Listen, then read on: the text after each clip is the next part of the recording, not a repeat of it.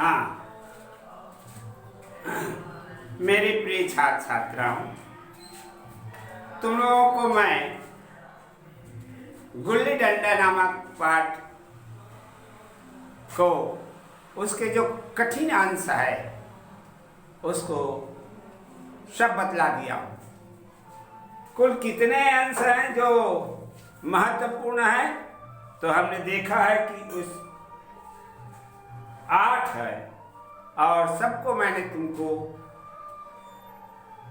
पुस्तक में रेखांकित करा दिया है ना। अब अंतिम अंश को मैं पुनः तुमको समझा दे रहा हूं। बाकी सबको तो समझा दिया, ये अंतिम बचा है बेटा, इसको और समझा देता हूं।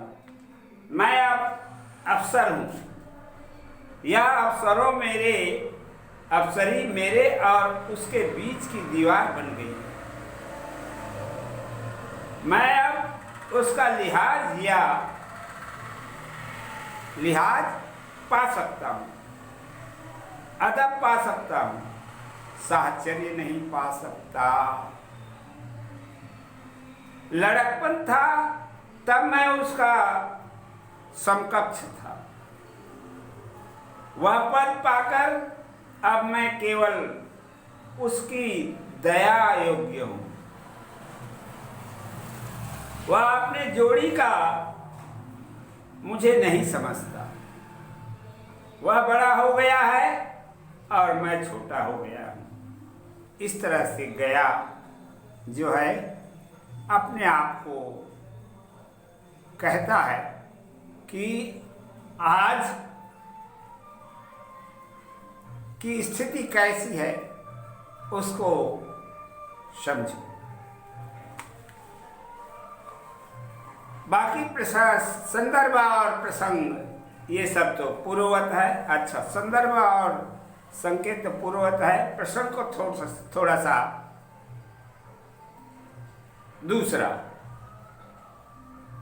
प्रसंग गद्यांश में लेखक जो है युवावस्था की बाल्यकाल की स्मृति करते हुए दोहराने की चेष्टा करता है और उसी को जानकारी देने के लिए उल्लेख किया है। आ जाओ व्याख्या पर। लेखक कहते हैं कि आज मैं अफसर जरूर बन गया हूं, आज मैं अफसर जरूर बन गया हूं, परंतु मेरे बाल्यकाल की स्मृतियां आज भी मुझे याद आती है। बचपने की याद आज भी मुझे आती है। मैं उन्हें संजीवे हुए है। मैं कहता क्या है, मैं उन्हें संजीवे हुए हूं, अर्थात अच्छी तरह से समझता हूं। यह अफसरी और गया के बीच की दीवार बन गई है। यह अफसरी और मेरा मित्र गया, उसके लिए क्या हो गया, ये दीवार बन गई है। माने समझदारी में फर्क आ गया दोनों की, इस प्रकार से। क्योंकि गया तो समयांतराल में अच्छा खिलाड़ी बन गया। गया समयांतराल, समय के बीच बहुत अच्छा खेलने योग्य बन गया, खेलने वाला बन गया, है ना।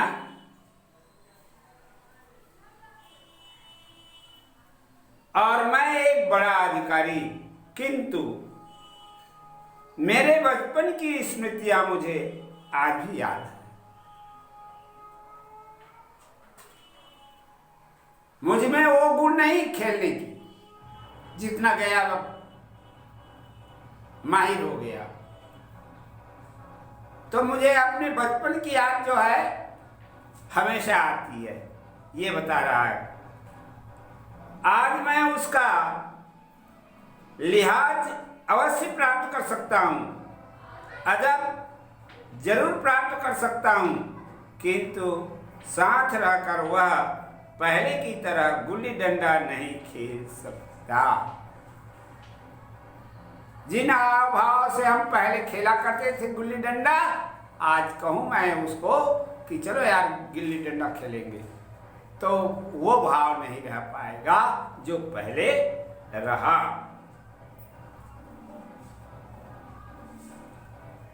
पहले की तरह गुल्ली डंडा नहीं खेल सकता, इसका मुझे बड़ा खेद है। आज बड़े छोटे का अंतर ने हमें दूर बढ़ा दिया, क्योंकि मैं अधिकारी हो गया और वो जो के त्यों न्यून, इसलिए ये अंतर सदैव बना रहे।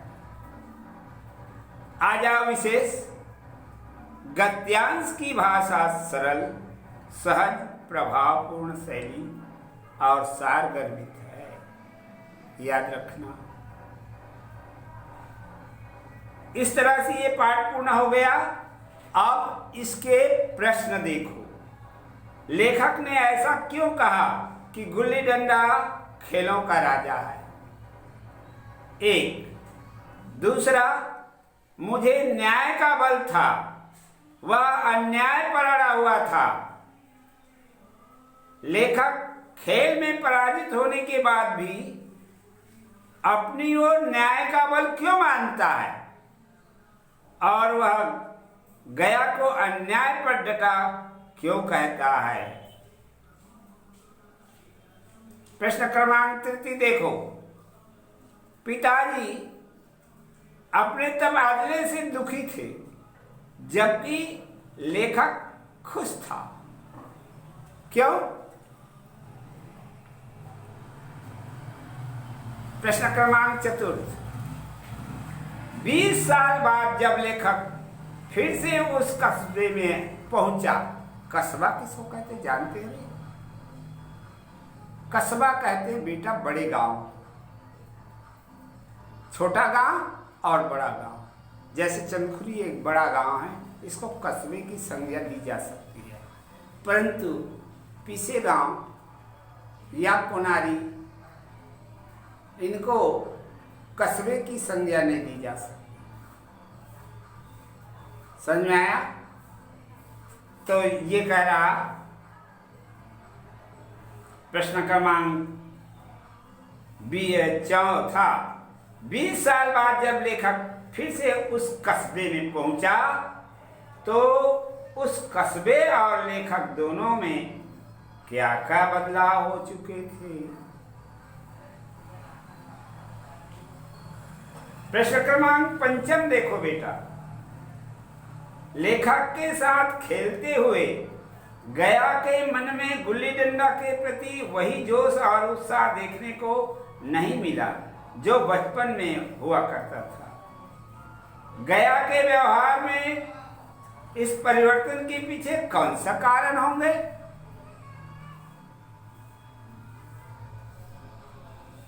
ये है 5वां। और प्रश्न क्रमांक 6वां देखो।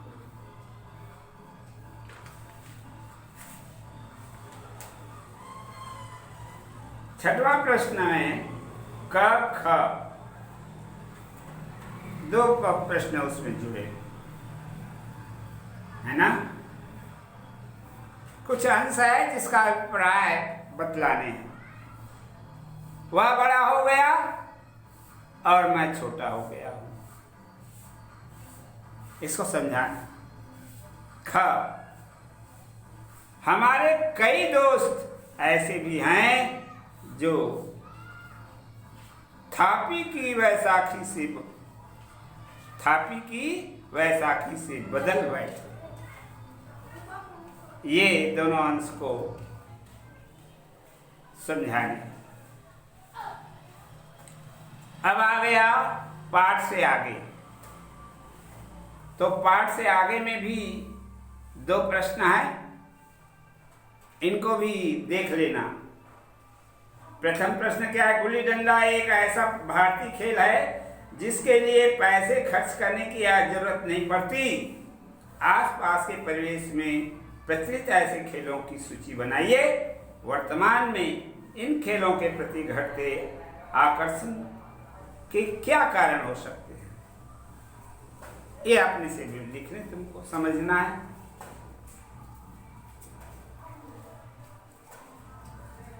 परीक्षक ये चाहता है कि विद्यार्थी में रट्टू आदत ना हो, वो प्रश्न को समझे और अपने शब्दों में व्यक्त करने की कोशिश करे। इन सब कारणों से लेखक इस प्रकार के प्रश्न दिए। प्रश्न क्रमांक द्वितीय इसी तरह से है। गुल्ली डंडा कहानी में इस खेल से जुड़े कुछ शब्द आए हैं, जैसे दांव, पदना पदाना, है ना,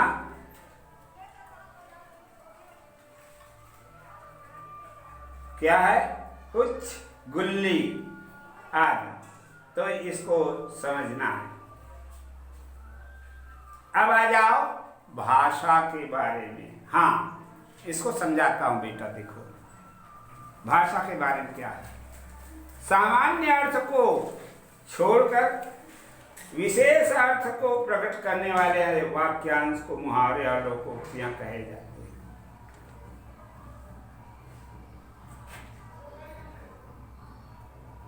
मुहावरे और लोकोक्तियां क्या होता है, ये समझ गए। इसको मैंने तुमको और समझा दिया था, पुनरावृत्ति की जा रही, समझ जाओ। जैसे लोट पोट हो जाना, हर्रा लगे ना फिटकिरी रंग चोखा हो जाए, पिंड ना छोड़ना, ये आदि एक उदाहरण में दिया है। तो हर्रा लगे ना फिटकिरी रंग चोखा हो जाए, ये तो लोकोक्ति है, और पिंड ना छोड़ना ये मुहावरा है। क्या अंतर है मुहावरा और लोकोक्तियां में? मुहावरे को समझाने के लिए एक या दो वाक्य की जरूरत पड़ती है, परंतु लोकोक्ति जो होती है उसको समझाने के लिए 3, 4, 5, 6 ऐसे वाक्य लेना पड़ जाता है, तब कहीं जाकर के उसका भाव स्पष्ट होता है। तो ये अंतर है बेटा मुहावरे और लोकोक्तियां। लोकोक्तियां तो बताए ना, कौन सा है? हर्रा लगे न फिटकिरी रंग चोखा हो जाए, ये इसको कहते हैं लोकोक्ति। कैसे समझाया जाएगा? अपने शब्दों में समझाना है। इसी तरह से मुहावरे जितने होते हैं उसको एक ही वाक्य में उसका अर्थ स्पष्ट नहीं होता, और उस मुहावरे को स्पष्ट करने के लिए एक से दूसरा वाक्य जरूरत पड़ जाता है ना। इस प्रकार से इन सब प्रश्नों को कर लेना, ठीक।